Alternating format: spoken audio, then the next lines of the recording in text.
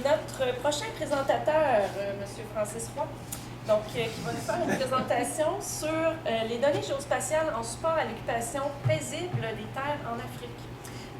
Francis Roy est professeur titulaire au département des sciences géomatiques à l'université ici, où il a occupé la fonction de directeur de programme de premier cycle en sciences géomatiques de 2007 à 2016, puis celle de directeur de département de 2016 à 2024.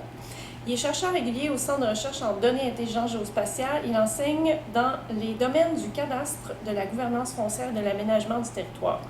Ses activités de recherche portent entre autres sur le droit foncier, les réformes foncières et cadastrales, la propriété immobilière et le zonage, la gestion des risques de désastres naturels et la gouvernance de l'aménagement et l'aménagement durable des territoires. Francis, je te laisse la parole avec ta présentation. Ça va aller.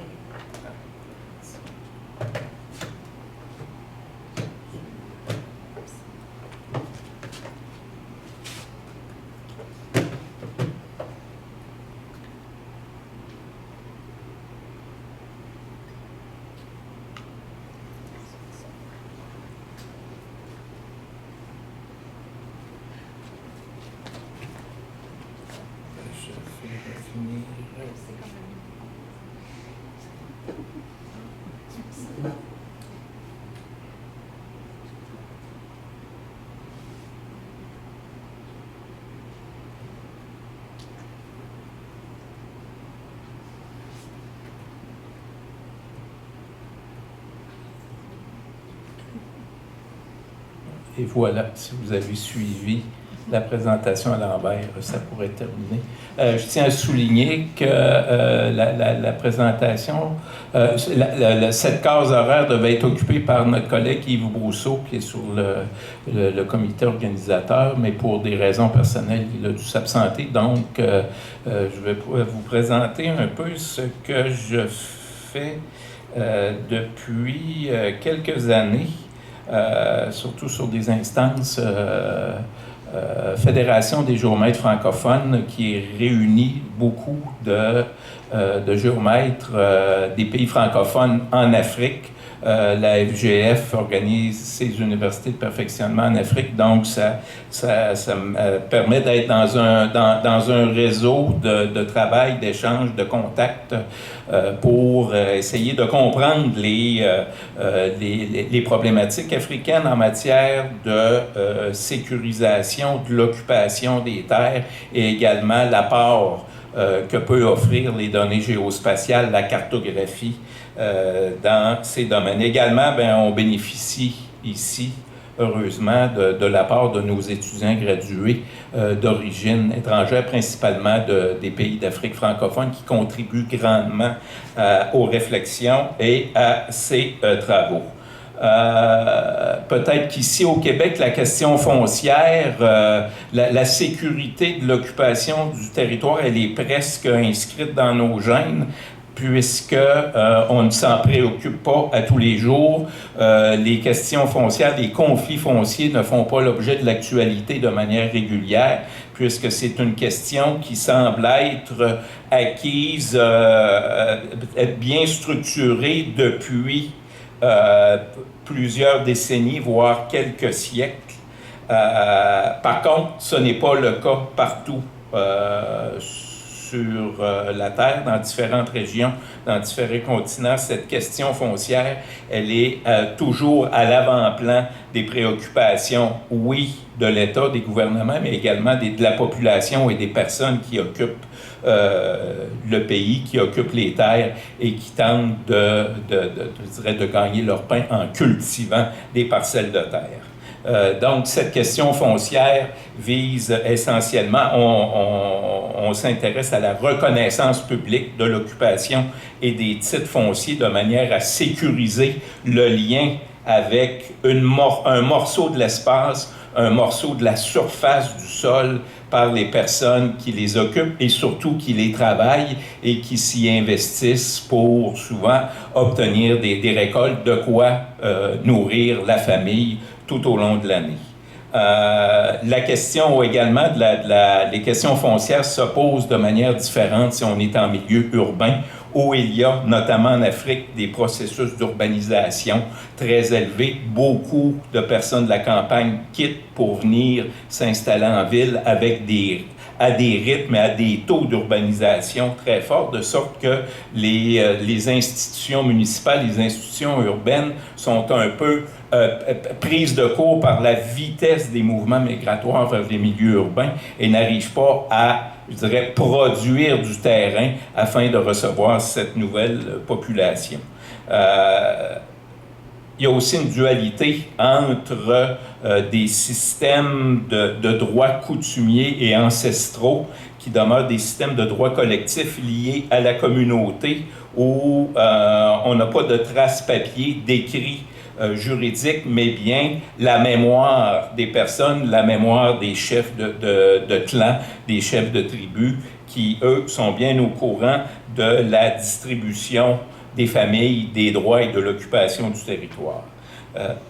À une époque comme aujourd'hui, où le territoire est soumis à différents enjeux et événements d'ordre climatique, d'ordre géographique, soumis à des risques de catastrophes de plus en plus réguliers, des catastrophes qui peuvent se dérouler dans un court laps de temps, comme des inondations, tremblements de terre, ou des désastres qui se réalisent sur de longues périodes de temps, comme des sécheresses. Les systèmes de connaissance du territoire, de l'occupation et du morcellement foncier est fondamental, de bien connaître cette occupation, de le cartographier et surtout de le rendre public. Non pas de cartographier pour donner des instruments de pouvoir aux autorités, mais bien de le rendre public pour que tous et chacun soient bien au courant de qui occupe quoi sur le territoire. Enfin, on constate rapidement en Afrique que la terre est toujours aujourd'hui une source de conflits énorme et c'est une ressource naturelle qui est mise sous très haute pression. Quelques statistiques en Afrique subsaharienne qui touchent notamment les pays de l'Afrique de l'Ouest, les pays de l'Afrique francophone. On estime, selon des publications de la Banque mondiale de 2024, que de 10 à 14 % des terres rurales sont enregistrées, donc une reconnaissance officielle entre un occupant ou une famille qui occupe une terre, qui la cultive, et ce morceau de terre qui est délimité et connu. Donc seulement de 10 à 14 %, alors qu'ici au Québec, c'est presque l'entièreté des immeubles fonciers qui sont connus, immatriculés, désignés sur le plan cadastral. Il y a une prédominance du régime foncier coutumier, donc ce régime qui a une portée qui est rattaché à chacune des communautés et qui est basé sur un système de connaissances et de transmission orale plus que documentaire. Donc, cette prédominance du régime foncier touche en moyenne plus de 90 % de la population des milieux ruraux en Afrique subsaharienne. On fait l'expérience depuis quelques années de réformes foncières qui visent notamment à atteindre une répartition plus équitable de l'occupation du territoire, que le territoire n'est pas la ressource qui est possédée uniquement par ceux qui détiennent les moyens financiers, mais que la terre est une ressource collective qui est distribuée de manière équitable entre la population qui en fait souvent son principal moyen de survie. Également des grands enjeux sur l'équité des genres, que les femmes soient également reconnues comme ayant des droits sur les terres, bien souvent qu'elles travaillent du matin jusqu'au soir pour nourrir la famille. Donc, la question de l'accès à la reconnaissance de l'occupation foncière et de la propriété par les femmes est toujours un enjeu important dans plusieurs pays. Les terres sont mises, je dirais beaucoup plus qu'ici, sous une pression foncière importante. Pour quelle raison? essentiellement en raison de la croissance démographique. Une grande croissance. Encore aujourd'hui, le taux de population, là, si vous regardez les statistiques où lorsque la population mondiale a atteint 1 million, a atteint 2 millions, 3 millions, on est rendu à 8 millions et le taux de croissance démographique s'accélère, est exponentiel.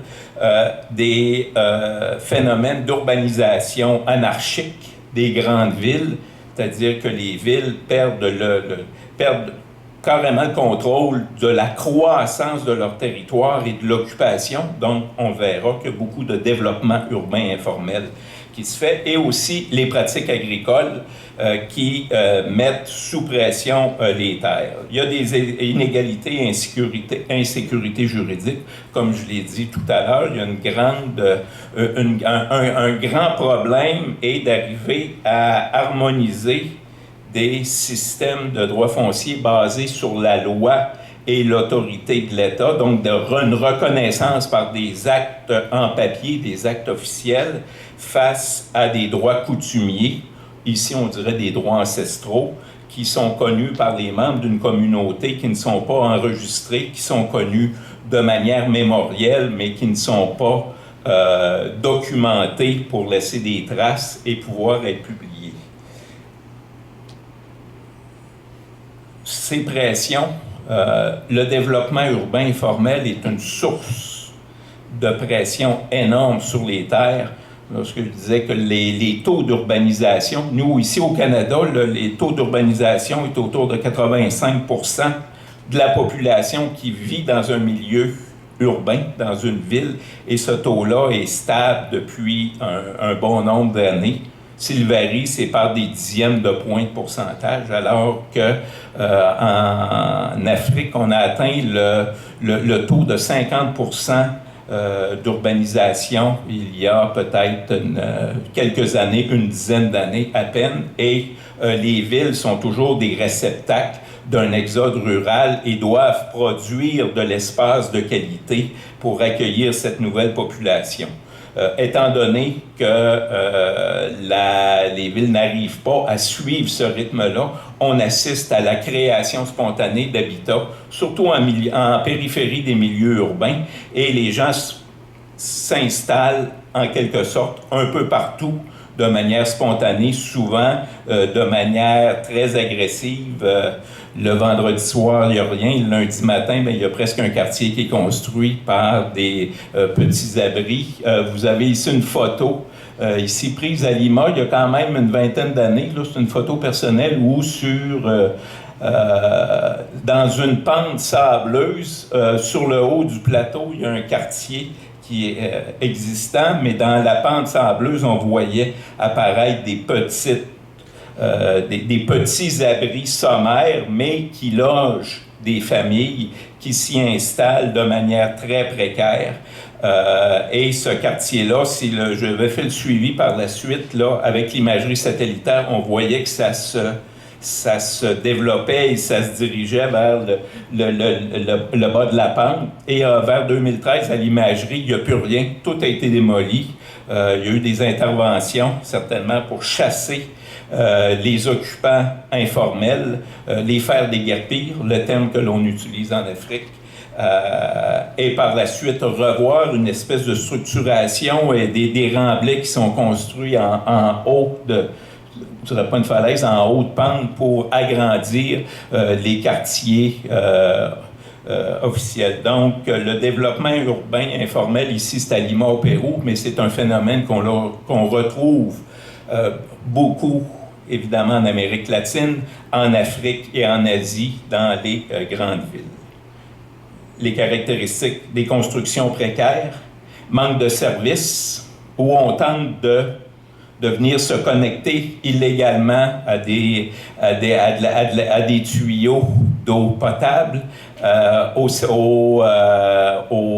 réseau électrique, et de manière encore très précaire et de manière non sécuritaire. Et évidemment, il y a une absence de titre de propriété et de reconnaissance formelle de l'occupation du sol. Cela a pour conséquence de créer de vastes, ce que l'on appelle en français des bidonvilles, en anglais des slums, que l'on retrouve ici. C'est une carte là, de la pourcentage de population par pays qui vit dans un bidonville, et on voit que c'est un phénomène très marqué dans les pays d'Afrique subsaharienne. Et il y a un cas célèbre, si la chose vous intéresse, vous tapez Kibera, K-I-B-E-R-A sur un navigateur, et c'est un quartier de Nairobi, à l'intérieur du périmètre urbain au Kenya, et qui a une très grande densité de population, ce qui est paradoxal, juste à côté d'un terrain de golf, avec l'accès des plus nantis de Nairobi. Et dans ce quartier informel, 65% de la population urbaine y vit, mais ça représente 10% de la superficie du territoire de la ville. Donc, vous voyez que la qualité de vie, elle est affectée par une grande concentration des populations au sein de quartiers qui se sont développés de manière précaire. Donc, vous voyez qu'il y a plusieurs enjeux que l'on constate en Afrique et que l'on tente d'étudier pour arriver à des propositions pour du moins réduire la précarité, mais il y a des grands phénomènes actuels qui viennent mettre de la pression supplémentaire. Notamment lorsqu'on considère que un grand pourcentage des populations vivent en zone rurale et sont encore, je dirais, leur survie, leur alimentation dépendent de la culture de la terre qu'ils possèdent, un peu comme si on faisait un retour en arrière il y a 50, 60, 75 ans au Québec, où l'agriculture familiale était un mode de vie normal et régulier, ce qui est en voie de très forte diminution au Québec. Mais dans plusieurs pays, la question de l'accès aux terres arables, les terres arables, ce sont les terres que l'on peut cultiver annuellement pour produire, pour des cultures, pour produire sa nourriture pour sa famille ou pour pouvoir la vendre. Donc, dans les pays, on va voir ici que dans plusieurs pays, notamment en Afrique, que les terres arables sont en quantité limitée. Elles sont relativement rares. Je prends le cas de la Côte d'Ivoire, là, on est peut-être à 13% de la superficie du pays.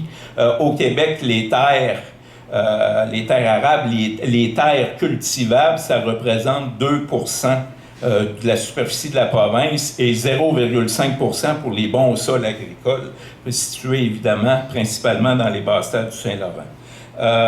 Et on vient un peu analyser ou superposer ces données de terres arables avec les terres agricoles qui sont beaucoup plus compréhensives, c'est-à-dire que les terres agricoles comprennent les terres arables, les terres de culture annuelles, les pâturages permanents pour les animaux, et également des terres de culture permanente, par exemple des vergers, des forêts. Donc, je reprends l'exemple de la Côte d'Ivoire, les terres agricoles forment près de 85% de la superficie des terres du pays, alors que les terres arabes n'en représentent qu'un peu moins de 15%, ce qui met beaucoup de pression sur l'occupation de ces terres à une époque où de grands phénomènes viennent réduire et impacter directement la possibilité annuelle de faire de la culture.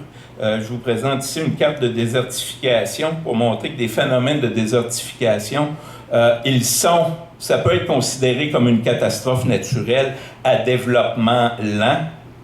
C'est pour ça que les données sont importantes pour pouvoir l'identifier, le qualifier, même le quantifier sur l'impact que la désertification peut avoir, surtout en lien avec l'augmentation des températures et la réduction des précipitations pendant de longues périodes. Et on voit qu'aux mêmes endroits, en Afrique subsaharienne, les phénomènes de désertification demeurent importants, ce qui vient ajouter de la pression sur les terres existantes.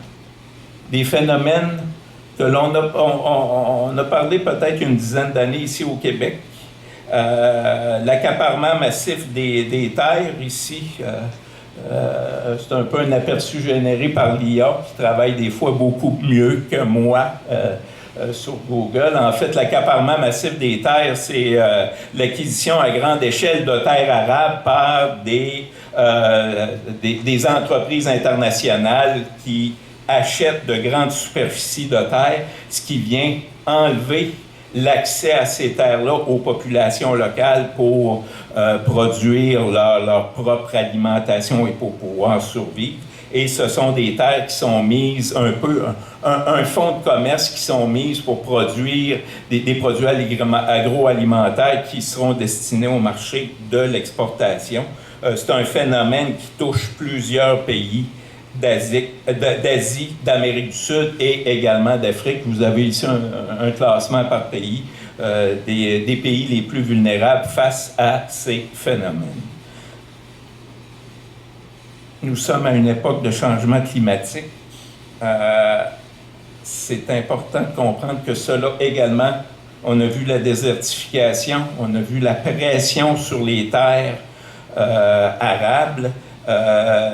Le changement climatique met une pression énorme sur des terres qui étaient jusqu'à maintenant des terres où un certain niveau de qualité de vie était possible, les capacités de produire, les caractéristiques agricoles des sols pour la culture laissaient entrevoir du potentiel, mais aujourd'hui, avec le changement climatique, des températures de plus en plus élevées, des précipitations de plus en plus basses, fait en sorte qu'on se retrouve avec des territoires qui sont en changement et en grande perturbation. On a fait des études à l'aide d'une étudiante l'été passé qui a travaillé sur une ville au Sénégal, la ville de Touba, qui a connu une croissance urbaine très forte au cours des dernières années. Toutefois, c'est une ville qui n'a presque pas de relief, qui n'a pas de réseau hydrographique et qui est soumise pendant la période des pluies.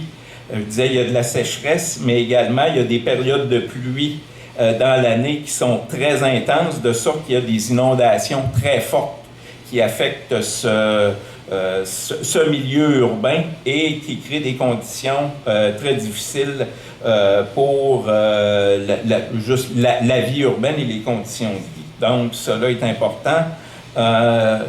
Des cartes aussi qui sont produites, des nouvelles vulnérabilités face au changement climatique, la fonte de la glace dans les pôles, le rehaussement appréhendé du niveau moyen des mers, puisqu'en Afrique, les principales villes, les grandes villes sont situées tous sur le front de mer. Ce sont des villes qui sont grandement vulnérables et exposées à des catastrophes à venir. Et plus concrètement, je me suis intéressé au cas de la Côte d'Ivoire où on assiste à un phénomène généralisé de faible sécurisation des droits fonciers, surtout dans les milieux ruraux. Et où, lors d'une conférence où on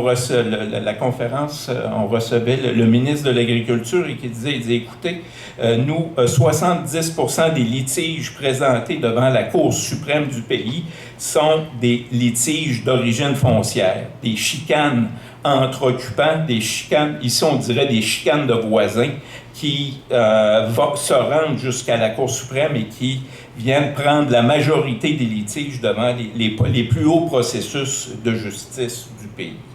Et il en ressort que des grands besoins envers la cartographie des droits fonciers, des occupations et des usages. Pour vous montrer un peu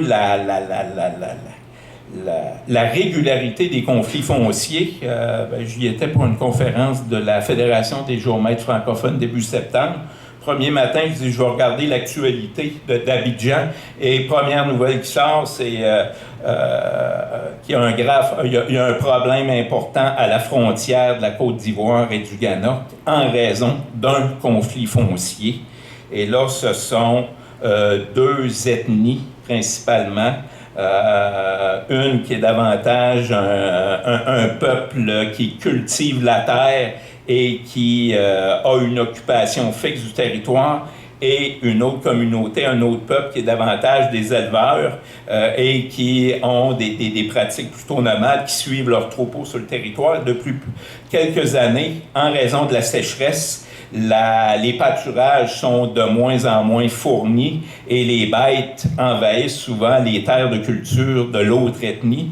Et jusqu'à maintenant, il y avait une espèce malgré le conflit, on arrivait à demeurer quand même pacifique, alors qu'à la fin du mois d'août de cette année, il est arrivé un événement, souvent la goutte qui a fait déborder le vase, une simple vente d'un terrain à un promoteur privé, et là, la chicane, dans un contexte encore aggravé de sécheresse et d'intrusion des troupeaux sur les terres des fermiers, des cultivateurs, de ceux qui cultivent le sol. Et là, la chicane, le conflit armé a commencé de sorte que des dizaines de milliers de personnes qui ont dû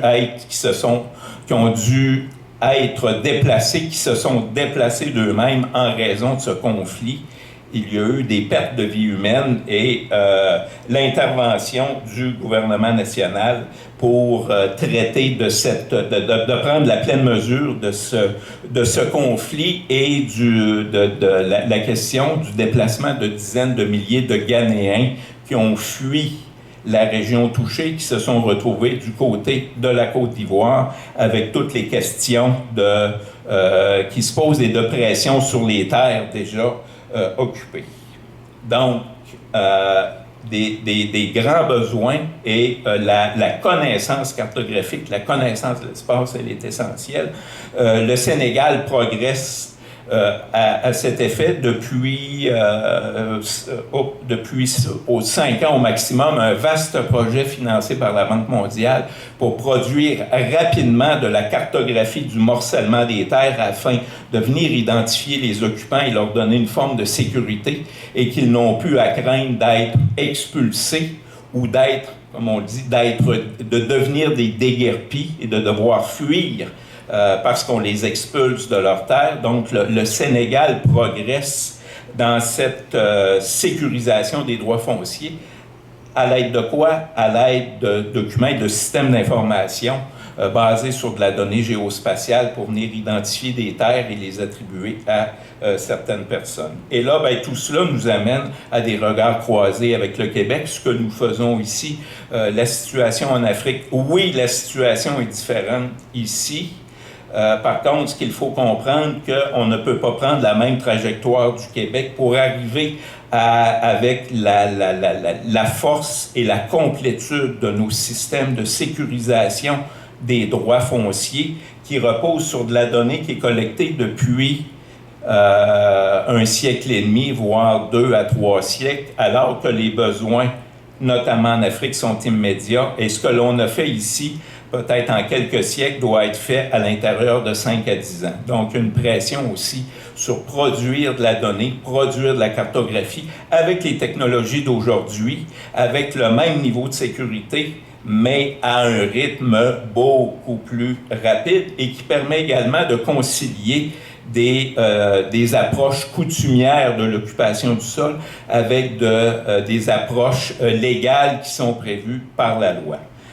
En conclusion, le foncier est une composante fondamentale de la vie en société et aujourd'hui, dès que l'on gratte, c'est à l'aide des données géospatiales que l'on peut arriver à créer des infrastructures pour venir mieux connaître les phénomènes qui affectent le foncier, venir sécuriser l'occupation des territoires et baisser la pression qui est déjà très énorme par ailleurs. Et enfin, le changement climatique, évidemment, augmente cette pression-là. Et enfin, si on fait tout cela, ce n'est pas uniquement pour produire des belles cartes, pour faire des conférences, mais c'est bien pour les personnes qui occupent le territoire et surtout en pensant aux générations futures, aux générations actuelles et à venir qui profiteront d'environnements d'occupation paisible des terres sans crainte d'être expulsés, d'être menacés et de devoir déguerpir. Merci beaucoup.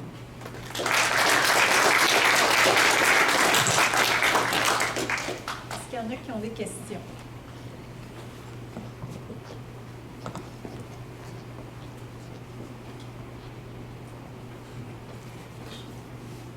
Bien, premièrement, merci pour la présentation. J'ai une question. Vous parliez du Sénégal comme quoi qu'il y avait une intention, je veux clarifier ma compréhension. Si je comprends bien, il y a une intention de formaliser l'occupation de certaines parcelles qui est en ce moment informelle. Est-ce que c'est ce que je comprends? Ben, dans plusieurs pays, c'est un souhait. Et il y a des investissements, principalement ici de la Banque mondiale. C'est le cas au Sénégal où il y a une programmation majeure de cartographie cadastrale de grands. Je pense qu'ils ont divisé le territoire en 4 ou 5 régions d'importance. Il y a une entreprise, il y a un bureau d'arpenteur géomètre même il y a 2 entreprises québécoises qui participent à ces travaux, une firme d'ingénierie, mais aussi un cabinet d'arpenteur géomètre des Basses-Laurentides au nord de Montréal qui participent à ces travaux-là, qui sont en cours depuis, je pense, 2020 pour produire un peu ce que l'on a, l'équivalent du cadastre du Québec. Mais après ça, il y a toute une question d'apprentissage, que les occupants comprennent bien c'est quoi la portée d'avoir cette sécurité-là. Ça sert à quoi d'avoir un titre de propriété? Il y a un apprentissage à faire et aussi cette couche cartographique qui est importante pour nos municipalités ici, pour les communes sénégalaises. Il y a beaucoup de formations pour qu'elles apprennent à tirer le plein potentiel de cette connaissance-là. Oui, puis il y a un enjeu aussi côté sécurité. Le jour où des parcelles deviennent officielles, il y a une responsabilité des gouvernements, donc il faut faire des analyses pour la stabilité des sols. Il y a l'image que vous montrez du Pérou aussi. Fait que c'est une complexité davantage qui peuvent repousser ces décisions-là du gouvernement. Ouais. Et la première étant, je ne vous dis pas que ça devient automatique du premier jour, mais la première est souvent des projets financés par la Banque mondiale. Ça demeure une banque. Et avec la reconnaissance d'un droit de propriété sur une superficie donnée, qu'est-ce qui vient normalement avec ça? Un compte de taxes. Et vous voyez, une contribution, et là, il y a toute une démonstration à faire que payer la taxe foncière, même si elle est minime, qu'elle sert à améliorer le sort collectif et non pas à financer ou à enrichir les élites de la communauté parce que bien souvent le cadastre ou des systèmes équivalents part avec un terme de baseball, partent avec 2 prises contre eux parce que c'est souvent vu comme un outil de corruption. C'est-à-dire que les élites qui imposent des taxes, bien, ils imposent des taxes pas pour le collectif, mais pour un enrichissement personnel. Et là, il y a beaucoup de travail de démonstration à faire.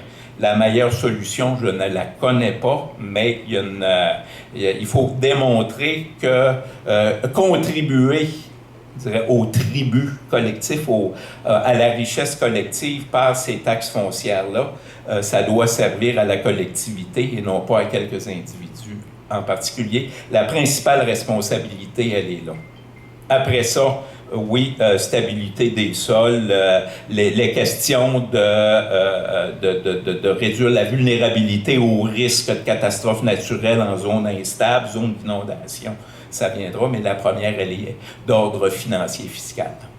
Merci. Ça fait plaisir.